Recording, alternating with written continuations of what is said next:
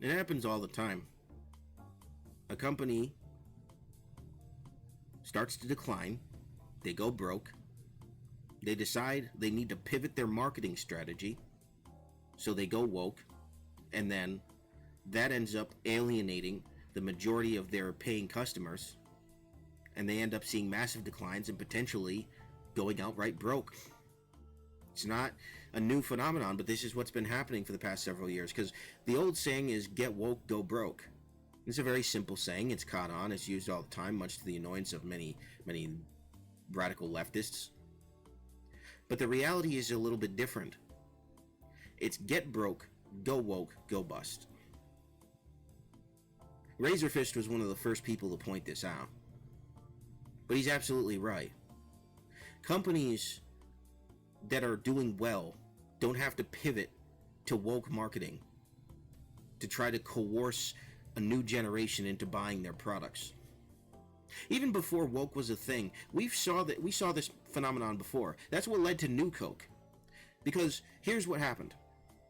In the 80s, Pepsi launched their Choice of a New Generation campaign. You had guys like Michael Jackson, various other celebrities, and the whole marketing strategy was Coke is for you, the youth. Or Pepsi is for you, the youth. Coke is for your grandfather. Well, it was very successful. You had Michael J. Fox, you had Michael Jackson, a lot of Michaels. But the whole point was it appealed to the youth. And it got the youth to think, okay, I want to be hip, I want to be cool, I want to drink Pepsi. My favorite pop star drinks Pepsi, I want to drink Pepsi. And so Coke, I'm not sure if they did anything with celebrity campaigns. I wasn't alive for that whole marketing campaign. I was born in 92. But based on what I've seen, Coke launched New Coke, which was a disaster. That was their biggest response. Instead of spending however much on marketing, they spent who knows how much reformulating their core product. And I think they were going for something that was similar to Pepsi, and it backfired so spectacularly that they slowly had to pivot back to the original product. The CEO said he had a woman crying in tears over the phone over what he did. It was madness. And ever since then, companies have repeated that same mistake of, instead of coming up with a better strategy to go against their competition, they pander. They pander to a specific generation and then tell everybody else, you don't matter. In the case of Pepsi, it was to the youth. And Pepsi was successful, but it didn't last forever. Eventually, Coke got back to what it did, and over time, I think Coke ended up surpassing Pepsi. I think they ended up having better restaurant deals, so more restaurants ended up taking Coke. You know, you often see the meme. The waitress at the restaurant asks you, you go, I'll have a Coke. Oh, is Pepsi okay? Oh, is Monopoly money okay? I mean, that's a really old one, but it still rings true. I would wager that more people like Coke than like Pepsi. Doesn't mean nobody likes Pepsi. I think Pepsi has stayed a solid number 2 in the market. It's always Coke versus Pepsi, but I guarantee you Coke has been on top for decades now. It was just that one brief period in the 80s and part of the 90s where Pepsi was really appealing to the youth, and they were able to get the youth market. But we just saw with Anheuser-Busch another horrific mistake. They went woke, and they had, the funniest thing about that was they really didn't have a reason to, because theirs was one of the number 1 selling beers in America. I mean, it's not anymore. It's been seeing massive declines. But it was, at least as far as light beers was concerned, it was easily the top-selling light beer in America, if not an overall beer. And it wasn't because the product was particularly good. It was because it was easy to get and easy to get a buzz. You could get a lot of it for cheap. So if you're having a party, you know, if you wanted to just get insanely drunk, you could have it. It's one of the cheapest ones out there. So, well, okay. People buy it. If it's cheap, they'll buy it. They'll tolerate it. But beer connoisseurs don't go for something like Bud Light. People really have, I've never met people who've had anything good to say about Bud Light. And I think that that's been a thing for a very long time. And so Anheuser-Busch's strategy, instead of making Bud Light better, they decided to bring on a new marketing manager. And she completely dropped the ball in every way, shape, and form. Because the market that they already had got insulted by what they did. And a viral response broke out. And now the Bud Light and Anheuser-Busch brands are in serious trouble. Now, in their minds, I'm sure they're thinking, and a lot of companies do this, oh, this will all blow over and everything will be fine. That's what Gillette thought. They saw critical losses. They pivoted back to their original slogan. That's how desperate they got. And I don't think they've ever recovered. But they've kept that original slogan and they haven't moved from it because they are desperate to get the market that they lost back. And I'm sure they got some of it back, but the reality is they'll never get back what they had. I have no reason to buy Gillette. I use electric razors. But it was a critical marketing mistake. I think Gillette was the first big example we saw of this.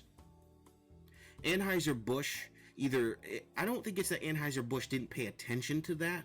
I think it's whenever they hire somebody to be in their marketing, they don't pay attention to who they're hiring. I'm starting to think that this is the case. They don't pay attention to who they're hiring and what they say. Because if you look at what this marketing, I think she's a marketing manager or vice president of marketing or something like that.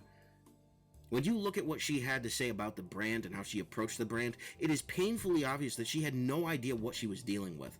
It was painfully obvious. She wanted this brand to reflect her. She pretty much outright said it. Which is embarrassing because if there's one rule of marketing I understand, you do not make the product about you. You make the product about the people who consume the product and the product itself. The product has to sell to the consumers. You're not going to sell the product to the consumers by making it about you and your philosophy. That's just stupid. Doesn't mean you can't have a philosophy, but your product can't be about your philosophy. Chick-fil-A doesn't come with a gospel stamped on every chicken breast. It's just that philosophy drives the ideology of service. They make it known that they are a Christian brand, but their goal is to service customers a good product no matter who they are. It doesn't matter. They're not there to spread the gospel through chicken. They're there to serve good chicken and have good customer service at their core. And they close on Sundays because they believe in the Sabbath, which I think is personally good. And they're a massive success. There was a Chick-fil-A that opened in my area not too long ago, and it's been busy ever since it opened. Perpetually. Even during COVID, it was busy like crazy. Because it's a good product, it's good service, good atmosphere. They do everything good. They spend the time, money, and effort to do it good. The Cathy family has realized the formula for success. Treat your customers good. Give them a good environment and a good product and good service. Spread that out across who knows how many locations. It'll only last as long as there are people within that company who adhere to that. Anybody who comes in and tries to change that, it'll immediately derail the whole company. If the franchise ever leaves the Cathy family, I guarantee you that will be a risk that's on the table. Because they won't share their philosophy. I'm hoping and praying they never sell out. But at some point, it might be to the point where there's a generation that's just not interested in it. That usually is what happens with family businesses. Some family businesses, that's not the case. They last for hundreds of years. But I don't know if Chick-fil-A will be one of them. But their philosophy, the only thing their philosophy motivates is their quality of service and quality of product. Other than that, none of it matters. They play instrumental Christian music in their restaurants, but you wouldn't know it because the majority of people who don't listen to Christian songs don't know what they sound like. It's just nice instrumental music to them. They just create a nice, friendly, serviceable atmosphere that happens to be motivated by their founder's faith. Their founder's faith is largely separate from the business itself. So you can have whatever philosophies you want, but when you put those philosophies at the forefront and you're pushing them on people through your marketing and your advertising, which Chick-fil-A also doesn't do, that's when you go broke. Whether it's wokeness, now people are more, more favorable towards patriotism because anybody can be a patriot.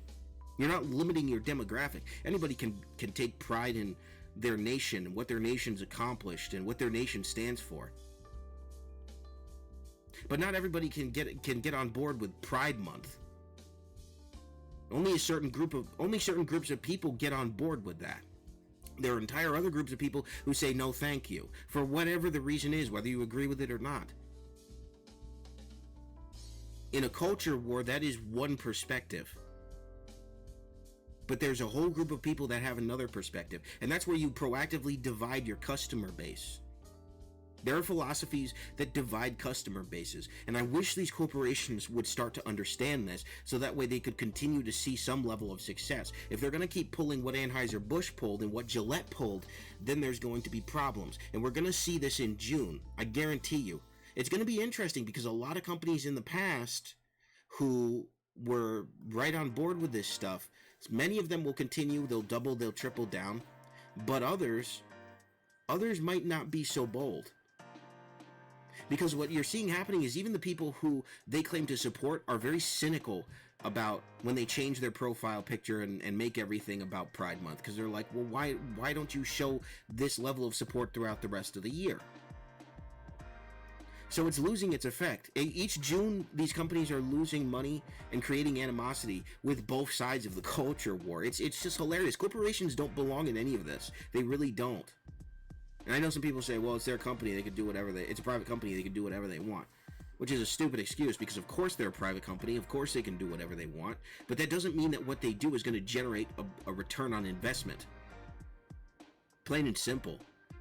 You want to serve the most people as possible. You don't want to create barriers and dividing lines for your customers, but that's what you do every time you engage in whatever form of wokeness happens to be the thing.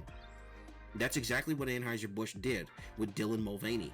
The worst possible person you could prop up as a spokesperson for your product, with horrible jokes.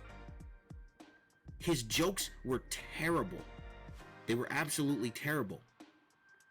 And it was just insulting. This is a person who has insulted women on multiple occasions.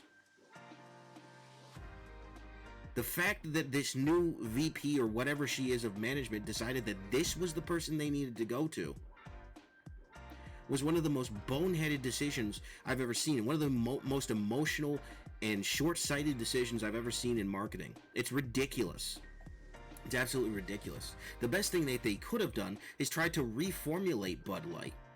That's what they should have done. Reformulate, maybe go with a slightly different packaging, although in just recent years, they went back to an older style of packaging to try to be more iconic, and that didn't really work out. They did the whole Bud Night thing, which was entertainment for about 5 minutes, the whole Bud Light dilly thing.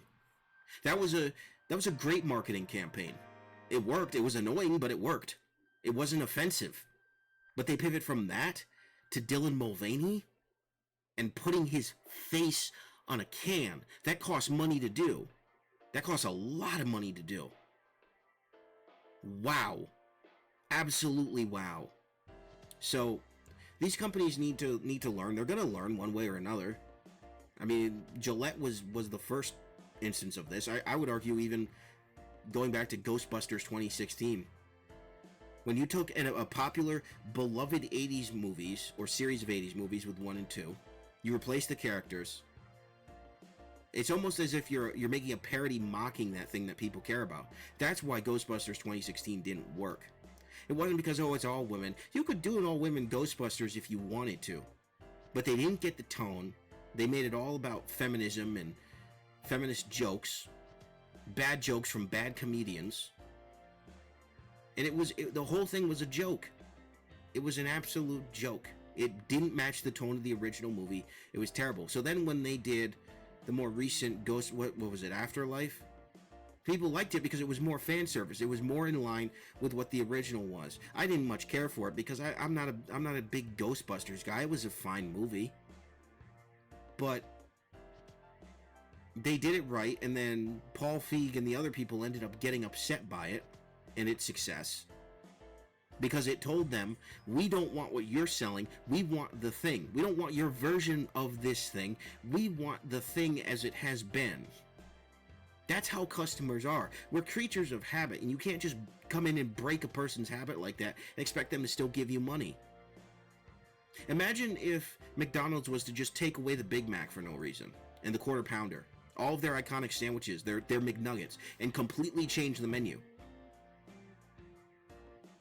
I'm sure they've thought about that at some point. I'm sure somebody's pitched that at some point, somebody who's stupid. But that's just the point. It's a stupid philosophy. If it ain't broke, don't fix it. What they've done is they've introduced new menu items and experimented from time to time. They've taken risks. Some of those risks have paid off and have become new permanent menu items. Others don't work so well. They tried on off and on with the McRib, and it was successful for a while. Then it died down. Now they're deciding to get rid of it, which I think has already gotten a lot of people upset. That's a horrible decision. A lot of people are saying, well, it's just a marketing ploy to get people to rush in and buy it, and then they'll relaunch it again. I'm sure they'll relaunch it in the future. I'm sure they will. If Pizza Hut can bring back the New Yorker after all these years, they'll bring back the McRib at some point. But there's a lot of bad business decisions, and the worst one is to go woke out of desperation. It's really terrible. There was no reason for Bud Light to do it. There was no reason for Gillette to do it. There's no reason for M&M's to do it. My goodness, M&M's is one of the best-selling candies out there. There was no reason for them. But they looked at their characters and they said, oh, well, this character may be problematic. According to a minority of people, not to the majority of people. Their metrics are skewed and filled with lies. If they're going off of metrics, they're not true metrics. It's terrible. It's absolutely terrible. And I think they ended up making because they introduced that purple M&M, I think they just ended up making her a girl. But the M&M's one was weird. I still don't fully understand it. It was just weird. It was a bad decision. These companies keep doing it. I think it's the same advocacy groups that keep going to these companies, or the same ESG groups that keep going to these companies and keep pushing for this stuff. And they're sabotaging their businesses. And I don't understand why these companies are constantly falling for it. Somebody needs to go to these companies and warn them about these people. Need to warn them about hiring these people, because they're going to destroy their businesses. They're going to net them so many losses. But anyways, that's my thought on the issue of get broke, go woke, go bust. Let me know what you think down in the comments below. I will see you guys in the next Koopa Talks. This has been Super Koopa TV. God bless. Have a good one. Peace.